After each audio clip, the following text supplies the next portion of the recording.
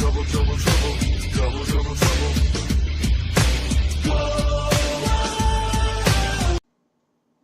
Welcome, everybody. Thanks for joining me. Bill Mack here with another edition of Pro Wrestling Unleashed. Glad you folks could join me as I bring to you the results from Impact Recap for October the 5th, 2017. Glad you folks could join me as we get within a little over a month before Bound for Glory, of course, the big pay-per-view of the year for Impact Wrestling. And so let's get right into the results and let's see what happens. We see basically Eli Drake and Chris Adonis begin the show. Eli brags about defeating Johnny Impact last week. He also brags about going to Mexico and how he's got to go to Japan later in the week and fight and be all over the place. He says that he has basically the night off tonight. However, Chris Adonis, his good friend, will have a match against Johnny Garza. I mean, Garza Jr. Why did I say Johnny Garza? Garza Jr.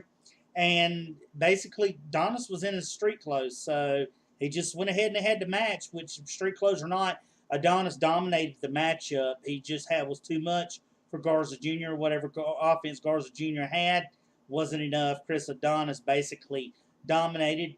Near the ending of the match, we see Johnny Impact coming from the back. He's looking out for Adonis, and he ends up going into the ring, attacking Adonis, which, gives the DQ. Garza ends up trying to separate Johnny Impact from Adonis. He gets thrown to the side. He gets upset. We see security come in. Garza's upset with Impact. They go at it. Jim Cornette comes and states that those two, Garza and Impact, will have a matchup next week, and the winner of that matchup will fight against Eli Drake at Bound for Glory for the Global Championship. And that's basically how it starts off. Now, we see Moose talking on the phone in his car. Of course, he's upset. He's looking for Bobby Lashley. He didn't like what happened to him the last time. He said that he wasn't going to allow Bobby to lay him out in the ring and then think he can just leave wrestling. So then we end up seeing LAX at their hideout. Conan's very upset with LAX. As we remember, last week OVE defeated LAX to become the new tag team champions. But he says, you know what, I'll handle this. So it remains to be seen on what he means by handling it.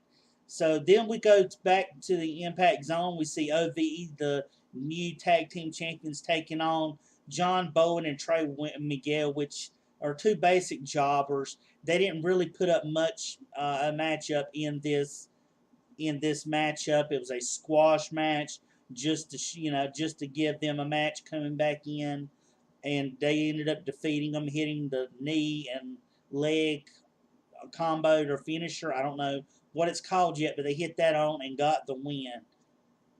Then we come back and we see the Impact Knockout Champion Cena in the ring with KM, and she goes on to talk about how she doesn't have a match at Bound for Glory, and she is the Knockouts Champion, and then she knows what Karen's doing. She's done ran through everybody in the Knockouts division, how she knows she's going to go into the Hall of Fame and how deserving she is of it.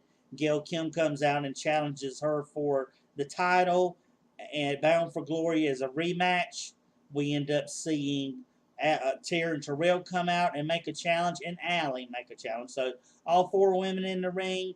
Karen Jarrett comes out. She states that Sienna's going to defend her title at Bound for Glory against all three women. So a fatal four-way for the Knockouts Championship. We see Joseph Park and Grado doing an autograph signing. Basically, we see what apparently they did was, they're kind of, to me, in my opinion, they showed last week where he was doing some things, and Park was shorting him money. So I think what they're going to end up doing is showing this side where Park turns, he ends up being deceitful, because they show the autograph signing. He claims that they're charging $100 per autograph, and he said there's hundreds of people there. but he gives Grado the money, and Grado looks at it and kind of goes, sticks it in his outfit, which we seen him do that last week at the restaurant scene where he looked at his check and he kind of like it kind of like he thought it would be more, but he's just glad to be making money. So I think they're going to make some kind of storyline out of that because, as we know, Abyss isn't too far around the corner. So then we come up with a six-man tag match. We have Trevor Lee, the X Division champion, Adam Everett, but for some reason, which those two have been feuding for months, now they're on the same side, and Caleb Conley on one side taking on the Canadian Destroyer, Petey Williams, Sanjay Dutt, of course, the former X Division champion, and we see Matt Sydal. So this was a good matchup. They went through. It was a good showing.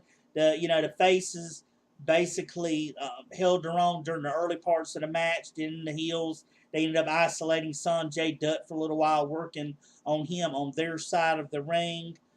We see an ending comes when we see Matt Sydal. He hits the shooting star press onto Everett. He gets the win. Then we see all three of them arguing over who should get their shot at Trevor Lee's X Division title, Bound for Glory. So then we come up and we see them arguing back in Jim Cornette's office. Jim Cornette can't get them to quiet. They're going back and forth. He ends up walking out and leaving. So maybe they'll have a match next week to determine who's going to face Everett Lee. Apparently, Trevor Lee. So remains to be seen on what that's about. So then we go out and we see Moose again, and he has made it to the American Top Team training facility. He's looking for Bobby.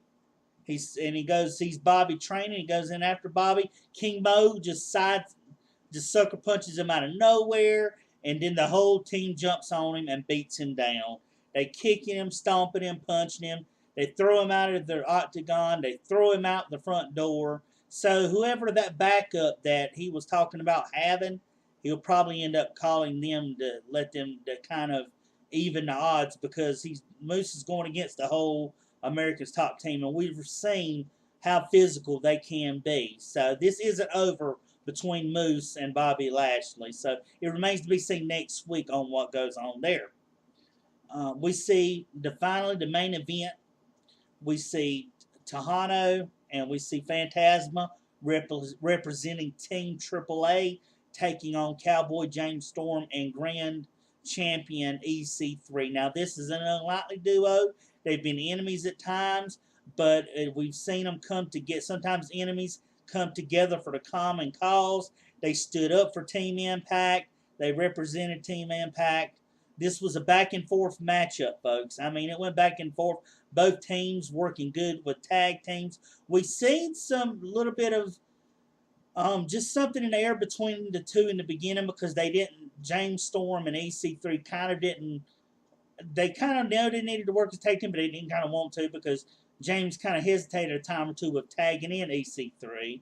And then it got to a point where they were tagging when they were slapping each other's shoulders to tag in and out. So I thought there was going to be some dissension there, but it was a good match. And then we see Pagano comes out. Whenever Pagano came out, we knew it was a numbers game. We knew he would end up being a distraction or interfere somehow.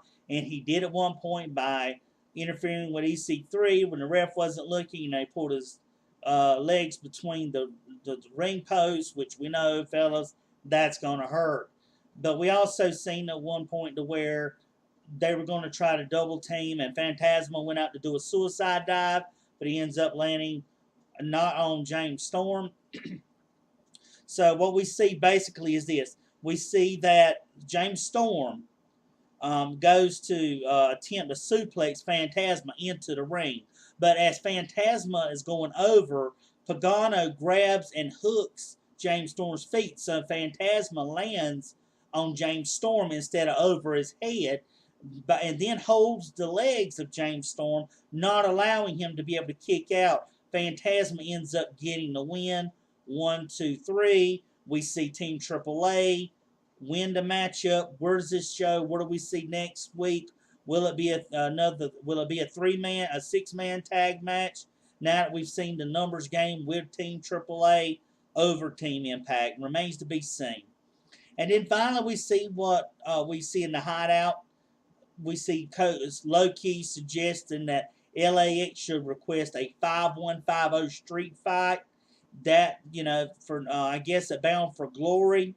And basically, he tells them whenever they come back, they were going to go ahead because we see that they're upset. Conan's upset, and he tells one of them that, look, if we'd had beef, you would have to scrap with Low Key and not me. And he said, there's not going to be no scrapping. We're a family here. We're not going to let this tear us apart. We're going to get our titles back. So then we see them all shake hands, high five, whatever, and then we see them go into the club and enjoy some fun. So that's how we see it. A few matches signed for next week. A few matches we see for Bound for Glory signed. It inches away to be a little over 3 weeks away whenever we come back. So let's just see what happens. I hope you've enjoyed the video, folks. As I try to give it out to you, this is Bill Mack once again for Pro Wrestling Unleashed with the Impact recap. Thanks for joining me. If you like this video, definitely give me a thumbs up. Share this video with many others as you can that are wrestling fans. And if you're not subscribed, feel free to subscribe to your channel. So until next time, this is Bill Mack saying, take it easy. Yeah.